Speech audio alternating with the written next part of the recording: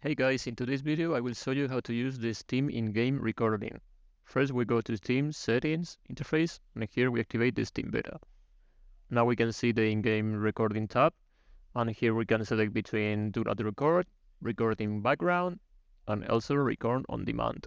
We can also change the length. I will set it to 15 minutes and you can see the disk space change. We can change the quality to high or highest. I will leave it on default. Scrolling down, we can find different shortcuts like adding a marker or making a screenshot. And also over here, we can enable the GPU encoding that I recommend leaving it on enabled. Now we can go to a game and record. After playing some games, we can go to our Steam overlay and we can find this with Counter-Strike. We can see when we die or when we kill. And also we can go to the clip. We can make it longer or shorter. We can do whatever we want. And now we can also save or clip. You can save or export the video. I will export the video and you can select the folder where you want to save it.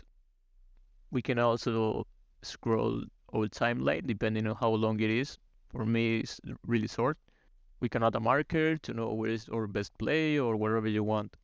And that will be everything for this Steam recorder. Thank you for watching and see you on the next one.